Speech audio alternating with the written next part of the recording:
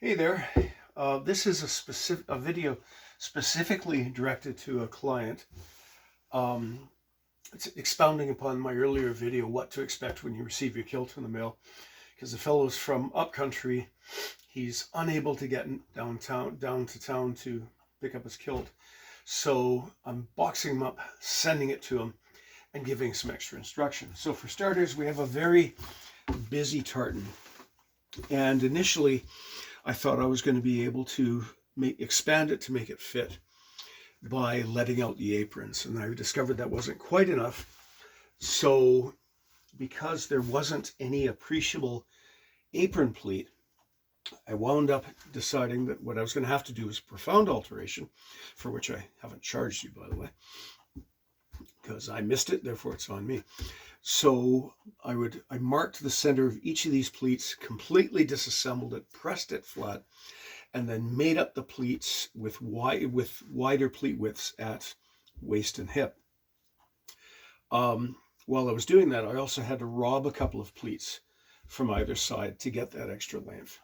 And I discovered that because this is such a very busy tartan,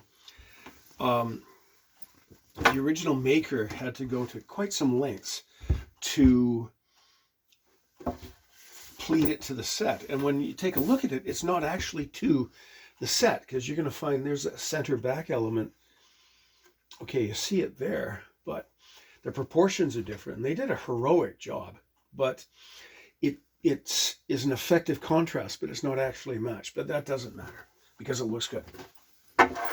What does matter is that because they had to do that, we have a number of anomalies, shall we say. So we have where ideally every pleat on the inside is the same width across. We have varying widths, some extremely wide, and some of these extremely wide ones, well, that one's too deep, and there's a couple of pleats hidden underneath it. So the combination of that plus the fact that whoever made this kilt wasn't planning ahead to do for the sort of profound alteration that I've done, and who would expect them to, because I invented that profound alteration. But we found that there wasn't material on the inside of the kilt to do a buttonhole. It just wasn't there.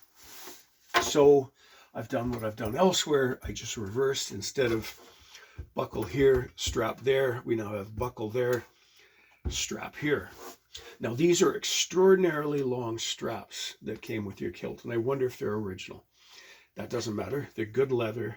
But if you had been able to come down a couple of times, I might have shortened them. I dare not. So there they are.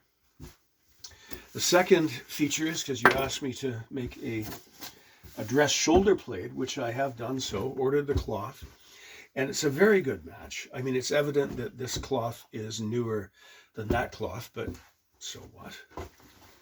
And as I've said elsewhere, demonstrated elsewhere, in my videos, rather than a cloth belt, which adds bulk to the waist, we have three, as we can see, three hooks, and they face out. So when you're putting your plaid on, and in common with the other video on what to expect, I haven't pulled the bastings out. So I'm going to leave the bastings in for you to remove.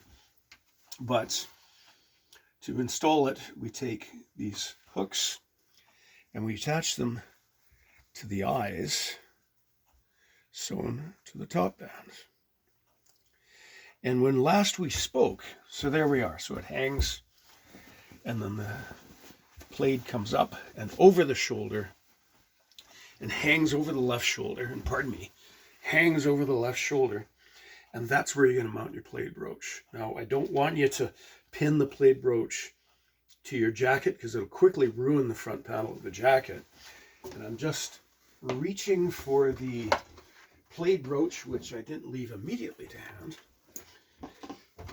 No, I haven't seen your plaid brooch, so I don't know what the pin on the back is like. What you may have to do, if you attach your plaid brooch like so, you may have to sew a couple of loops in the back for this pin to pass through, so that when you're wearing it, it doesn't, I'm not going to pull on it, but that it doesn't start sliding down.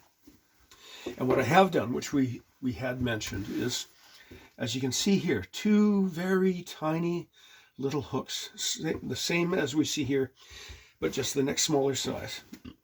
And I've put those there so that when you receive this small hook on the black stripe, when you put on your kilt jacket, that small hook lifting up the collar, let me get a piece of chalk. Let me get a piece of chalk that won't permanently mark my tweed. That forward hook is going to go at the crest, at the highest point of your collar. And that's not the same as where the seam is. The seam might be there, but the seam is almost certainly forward of that. So you're going to have to wear the coat and get somebody to mark where the highest point of your collar is. And that is where you're going to sew. As you can see, I've attached two little eyes that match these. So hook, eye, and I've just basted them in place with cotton so you can see them. They're there so that one of them will get sewn here. And then by measuring the cloth, and I'm not gonna, well, I can't do it because your coat isn't here. With a bit of help, see where that hook has gone? That's where the second eye will go. Now, again, as we've discussed, the purpose of these two eyes is so that this, when the collar's down, you can't see the hooks in the eyes. But when they're in place, they're holding the weight of the plaid, because more typically, the plaid will pass under an epaulette, which you almost certainly, I haven't seen your coat, probably doesn't have it. It would pass under an epaulette. And most people find that enough. But the problem is, if it's only under the epaulette, or if it's only held by the brooch, the moment you lean forward, let's say you're leaning over somebody's shoulder at the dinner table or something like that, the whole mass comes cascading off of your shoulder and possibly into your soup. So we want to avoid that. So there we go.